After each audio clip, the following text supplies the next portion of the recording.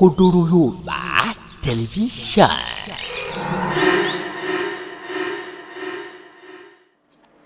náà ṣẹ́gẹ́ ọmọbìnrin tẹ́ ń wò lókè yìí Aisha lórúkọ rẹ̀ o nínú àwọn àgùntàn tí àwọn Rmqk tí wọ́n ti kó lọ lélẹ́yìí o àwọn ajá tó ti sọnù tó já sí wípé ọwọ́ àlá nìkan ló kù sí bóyá wọ́n lè gbọ́ fèrè ọ̀tọ̀dà bí wọ́n ní lè gbọ́ mọ́. So ẹgbọ́n tó ń sọ kí n tó wá ṣàlàyé àṣírí bí Rmqk bí wọ́n ṣe ń rán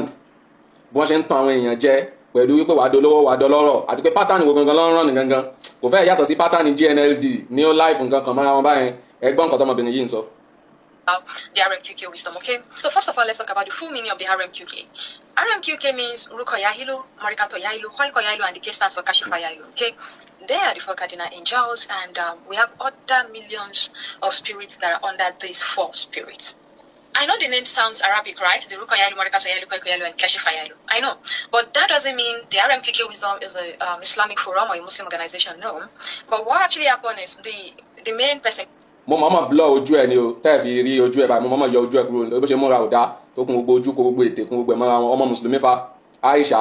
òun náà ti bọ́ sórí íńtánẹ́ẹ̀tì ó ti ń ọ́zù ó ti ń kọ́ àwọn èèyàn ní gbogbo ìmọ̀ kúfúrú ìmọ̀ ẹbọ tí wọ́n kọ́ wọn táwọn kéwú ńlá àti ẹ̀mí àgbà kọ́ wọn òun náà ti ń pọ gbogbo ẹ̀ jáde ẹ jẹ́ àfàbalẹ̀ gbọ́n tó ń sọ. Gongongon that Shalan Papa the spirit which is Baba Ẹ̀mí Àgbà, he is a Muslim and this is how the spirit realm works. They do not care about your religion or anything. They are very, see, spiritualism is so sweet, honestly. They will relate with you depending on the current religion you are at that moment. If it happens that Baba Ẹ̀mí Àgbà is a Christian, of course, they are going to relate with him in a Christian note. Adeliaye Laba Google segregations in regards to religion, that I am a Muslim, I am a Christian, this and that. Spiritualism is universal. As far as all of us came here on earth, we made ourselves here, we don't know where we are coming from, we don't even know how we got here. That means, of course, we are spiritual and we are one. In spiritualism, we are one. But, you know, that's not where I'm going to anyway. I don't want to diversify. Let's assume religion is how you guys have actually painted it, that we all need to call God for us to get salvated and everything to work so well for all of us. I don't think there should be some people who are poor or some people who are rich. That is where spirituality. Okay, ẹgbọ́n tó sọ bẹ́ẹ̀ only if religion is how you people paint it, that we have to call God and ask for help, ask for what we want. Only there shouldn't be anybody that will be poor. Pé tó bá yẹ pé ẹ̀sìn bá jẹ́ nǹkan tó correct ló tọ́ báwọn èèyàn ṣe ń sọ ni tó yẹ pé ká máa pe Ọlọ́run òun ni solution. Ó ní kò yẹ kó sí èèyàn kankan tó máa jẹ́ tálíkà. Ìbéèrè tá máa béèrè ni pé nínú ẹgbẹ́ yín ṣé kò sí tálíkà nù yín? Kódà ìwọ fún ara rẹ̀ tálíkà ni ẹ́. Ìyẹn ọmọ Aisha tó ń sọ̀rọ̀ yìí. Tálíkà lòun gan fún ara rẹ̀. Tálíkà Ọlọ́run fa. Ó wá ní ẹ̀sìn tó bá yẹ pé ẹ̀sìn correct ni pé kán máa pe Ọlọ́run yẹn pé nǹkan tó correct ni kò yẹ kó sí tálíkà. Torí ẹ̀ yìí máa pe ẹ̀mí ìyẹn ló correct tí òfin ní sí tálíkà mọ́. Àwọn ní àtijọ́ tí wọ́n ti ń pe ẹ̀mí ṣé tálíkà náà kọ́ yìí ni ẹni ìntẹ́máfẹ́ wá mọ̀ pé tálíkà ni ẹ̀mẹ́kẹ́ gbogbo fídíò tó ń ṣe yẹ òun náà wà ní YouTube ló wà tó ń ọ́zù gidi ní YouTube ní o bí gbogbo wọn ṣe ń ṣe ni ẹ̀ máa tún mú ẹ̀mí ìwà ọkùnrin nìyẹn tiẹ̀ ìyẹn Facebook nìyẹn ti ń ọ́zù tiẹ̀ gbogbo wọn ṣe wà náà gbogbo wọn mánsá àbí kí ló ń pe àwọn gbogbo wọn náà ọ́zù náà ni àtijọ́ àti mú rọrùn fún wọn. So ẹgbọ́n ti ń sọ báyìí sìn ó ní spirituality yẹn gangan lọ́nà torí pé ìyẹn máa ń jẹ́ ju religion lọ ẹ máa gbọ́ ìntẹ́ máa fi mọ̀ wípé òun náà ń ọ́zù owó ló ń wá káàkiri òun náà tó wá ń polówó ọjà ó tún ń wá àwọn clients. Comes in. Spiritualism wants you to be able to tap into the right source for your prayers to get answered. Only spiritualism yẹn lẹ́yìn ó máa connect ẹ mọ́ the right source tí àdúrà ẹ máa fi gbà straight away ẹ wá máa gbọ́ o òun tá àdúrà ti ẹ̀gbọ́n ò tí gbà. Tell my clients,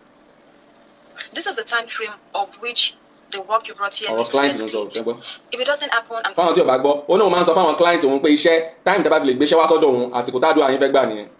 ẹ wá máa gbọ́ o ó ní ní tó fẹ́ sọ́ọ̀sì ni wípé ìwọ tó bá fi lè sanwó fóun tóun wá bẹ ṣiṣẹ́ tíṣẹ́ ò jẹ́ o máa dá owó ẹ̀ padà fún ẹ so ẹ rí i pé kí ni business 100% hustling mode 100% nìkan tó ń ṣe wọ́n hustle gidi ni. To return your money. Trust me, I've never returned any money. There is absolutely nothing that spiritualism does not get cleared of. Ó ní kò sí nǹkan tí spiritualism ò lè ṣe tí ò lè wá solutions ẹ jẹ́ ń dá padà sẹ́yìn ká farabalẹ̀ gbọ́ dáadáa. This is the time frame of which the work you brought here needs to get cleared. If it doesn't happen, I'm going to return your money. Trust me, I've never returned any money. There is absolutely nothing that spiritualism does not get cleared of. Religion is absolutely different from spiritualism. Please know this and know peace. Ṣẹ́gbọ́, ó wá ní kódà kò sẹ́ni tóun dá owó ẹ̀ padà rí. Tí ń túmọ̀ sí gbogbo iṣẹ́ tó ń gbé wá fún ló ń rí ṣe. Ìbéèrè tí gbogbo Mùsùlùmí tó gbúdọ̀ wá béèrè, Mùsùlùmí tá a bá fún ní làákàyè, ìbéèrè tó máa béèrè ni wípé tó bá yẹ pé spiritualism yìí ń jẹ́ lóòótọ́. Èyí ṣe tí ó já sí wípé ìwọ tó wá ń wá client káàkiri ni. O ní láti tún wá máa ṣe fídíò lórí YouTube kó fi máa wá customer láì ṣe kó ń tajà o nógún tó ń tà o ní àjọgbá kan tó ń kiri káàkiri kò sí pé ìwé kan mò ń tà kò sí pé èso kan mò ń tà o ta gàrí o ta ráìsì wọ́n ń polówó ọjà káàkiri pé kọ́ máa bọ̀ kó bá wọn ṣe iṣẹ́ spiritualism kí ọ̀rọ̀ wọn fi lójútùú ìwọ máa gbowó wọ́n ń kówó fún ẹ ìwọ òṣèlú máa gbowó lọ́wọ́ àwọn spirit yẹn direct àbí kó wá jókòó síbi tó wà kí spirit yẹn kó bẹ́ẹ̀ wá àwọn client wà ó ṣe jẹ́ pé hustling mode náà lẹ́tún fi ń wá client ẹ wò Aisha lórúkọ ọmọbìnrin yìí o nínú àwọn tí kéwú ńlá ti ṣì lọ́nà nìyẹn o àfi ká látọ̀ ọ̀gbẹ́ni yẹn kó tọ́ sọ́nà yẹn ọ̀gbẹ́ni Najmudeen kéwú ńlá yìí ká látọ̀ sọ́nà ó ti ṣì ọ̀gọ̀rọ̀ àwọn èèyàn lọ́nà gidi gan lábala wípé ó ń ṣe bí àfà ìkọkúkọ kúfúrú tó kọ́ àwọn ọmọbìnrin yìí òun làwọn náà wà lọ ń kọ́ àwọn ẹlòmíì so bá ṣe ń operate nìyẹn tó bá ti join ní class kéwú ńlá báyẹn ó máa kọ́ ẹni gbogbo àwọn kúfúrú yáàtì yẹn gbogbo àwọn ìgbàgbọ́ burúkú gbogbo àwọn ọ̀rọ̀ burúkú kò sọ́lọ́run ẹ̀hún ò lè bìlífù Ọlọ́run wà kò sẹ́ẹ̀rí Ọlọ́run wà kò sẹ́ẹ̀rí pé kò sí kìnìkan akọ wọn ní horoscope oṣù tán bá bí ẹ ọjọ́ tó bí ẹ ìtumọ̀ báyìí gbogbo ẹ̀ mọ́ra wọn àwọn náà á tan kámẹ́rà wọn á bọ́ sí online àwọn náà bẹ̀rẹ̀ sí máa kọ́ àwọn èèyàn àwọn náà wọn wá client àwọn náà fẹ́ bá àwọn èèyàn tán ṣòro wọn ìwọ tí ìṣòro titi ẹ̀ tó ń bẹ́ ẹjà tó yẹ kókó wá solution sí ìṣòro titi ẹ̀ náà wà wá tan kámẹ́rà máa wá client máa wá customer káàkiri yìí pé o fẹ́ tán ìṣòro wọn ẹ jẹ́ wá fún yín ní fídíò èmi ó ní fídíò yìí tó bẹ̀rẹ̀ sí ní káàkiri bíi àná táwọn èèyàn ń ṣí ẹ̀ wọ́n ṣàwọn wò pé ọmọkùnrin yìí ọ̀dọ́mọkùnrin ọmọ kékeré tí ń sọ̀sọ̀kúsọ wọ́n á yà àwọn èèyàn lẹ́nu wọn mọ̀ wípé ẹgbẹ́ RMQK yìí náà ni o ṣẹ́gi orin ọmọkùnrin yìí RMQK lọmọ yìí náà o n ti ń bá káàkiri náà ni ẹ̀ka máa sọ àwọn ọ̀rọ̀ kúfúrú àwọn kòfìrí yáàt òun ni nǹkan tí wọ́n ń ṣe wọ́n á tọ́ kámẹ́rà online wọ́n á máa sọ gbogbo àwọn nǹkan yìí àwọn ọ̀rọ̀ tí ń fetí ya tí gbogbo mùsùlùmí gbọ́ ló máa ṣe ìyẹn lọ́ fi ń trend lọ́ fi ń grow òun náà lówó díẹ̀díẹ̀ fi ń wọlé lọ́ fi ń rí connection pẹ̀lú àwọn client wọn tó wá bá wọn ṣiṣẹ́ ẹ jẹ́ agbọ́n nǹkan tọ́mọ yìí ń sọ níbi fídíò lè. òkòlù mẹ́yàn ló fi ápùlù sínú orúkọ ẹ̀ ẹ̀kọ́ kan ló gbọ́ yẹn tó o bá fẹ́ kọ́mọ ẹ máa ṣerú láyé kọ́ bá bẹ́ẹ̀ fápùlù sí máa yọ. bẹ́ẹ̀ wọ́n sọ ọmọ ní àfíìsì òun bá fápùlù sí pé torí kó má bàa fọlọ́ torí kò sí Ọlọ́run náà orí ẹ̀ ò pé bíi tiẹ̀ kò mọ̀ yàtọ̀ láàrin èèyàn tó dàbí. ṣẹ́gi nǹkan méjì la máa nóòtì ń bẹ̀ àkọ́kọ́ ni wípé ẹ wọ ọmọ yìí báyìí ń tako ẹ̀kọ́ ànábì wa Muhammad sallallahu alaihi wasallam tó bá yá wọn máa sọ pé mùsùlùmí làwọn spiritualism àwọn ẹ̀ kò ní ṣe pẹ̀lẹ́sìn ẹ̀kọ́ tánàbí kọ́ wa òun làwọn ń takò ló ń sọ lọ́nà yẹ̀yẹ́ ló ń da gbogbo ẹ̀nu báyẹn o tánàbí wa Muhammad sallallahu alaihi wasallam ní hadith nínú síhá anábì ní kíni khayru asma'ikum Abdullahi Abdurrahman àti ní hadith èmi tó gbajúmọ̀ tó tún fara jọ bẹ́ẹ̀ náà hadith eléyìí tó jẹ́ kíni tó bẹnu sahih anábì ní orúkọ tó dáa jù náà orúkọ tẹ́lẹ̀ sọ ọmọ òun náà ní Abdullahi Abdurrahman orúkọ tó ní Abdu ni ẹ wo eléyìí báyìí ẹ wo tó ń sọ pabambari rẹ̀ ó tún wá sọ Allah subhanahu wa ta'ala ọba àlekè ọlá ló tún wá ń bẹnu àtẹ́lù wá ní sọ́lọ́hún ò ṣe kinní kan kódà ẹnu fìmí láti jẹ́ pé kí lọ́rọ̀ bá yẹn jáde lẹ́nu ẹ gbọ́ lẹ́nu ara rẹ̀ fúnra rẹ̀. Ọlọ́run náà orí ẹ̀ ò pé bíi tiẹ̀ kò mọ̀ yàtọ̀ láàrin èèyàn tó ń jáfíìsì àtòun tó ń jáfíìsì náà orí ẹ̀ ò pé bíi tiẹ̀ Ọlọ́run ọba àlekè ọlá ló ń bá wí yẹn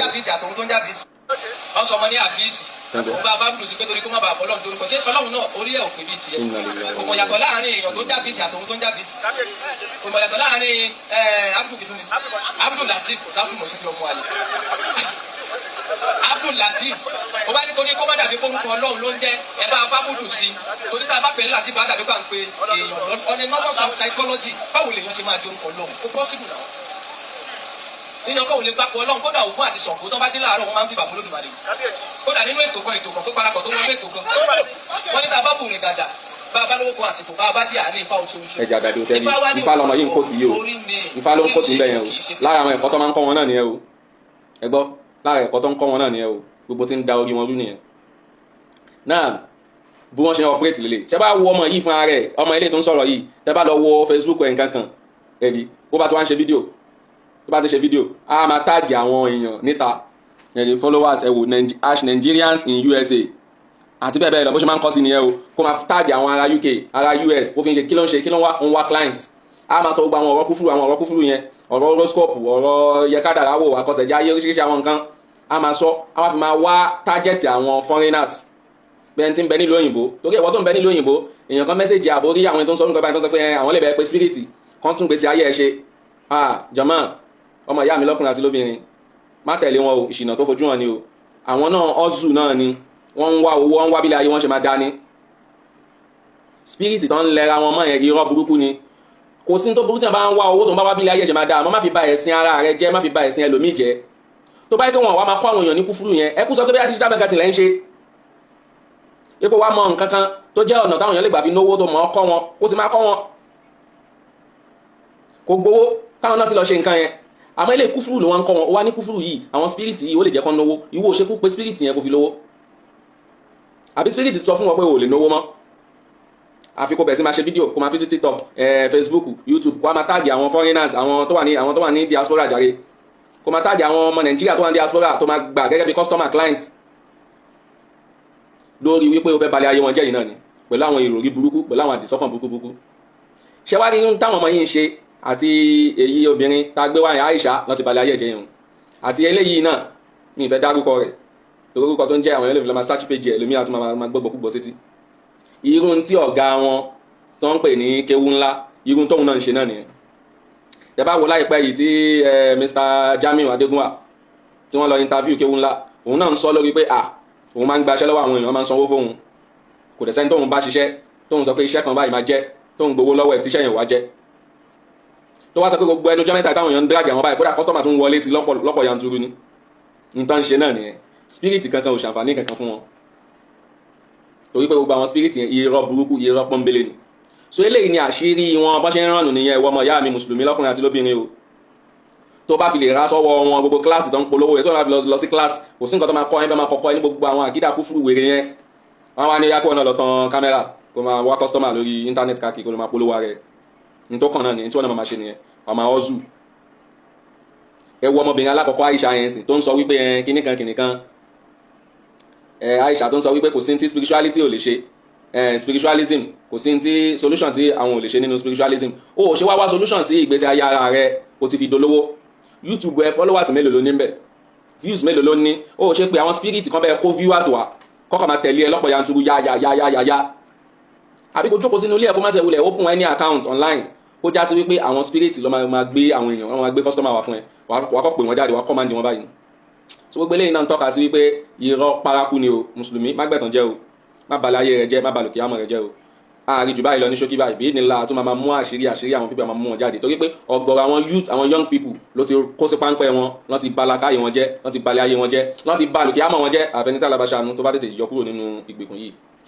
subhanaka allahumma nashhadu an la ilaha illa anta nastaghfiruka wa natubu ilayk assalamu alaikum wa rahmatullahi wa barakatuh. ohun ọ̀tún dúró dè ọ́ ń bẹ̀ Òkodoro Yorùbá tẹlifíṣàn.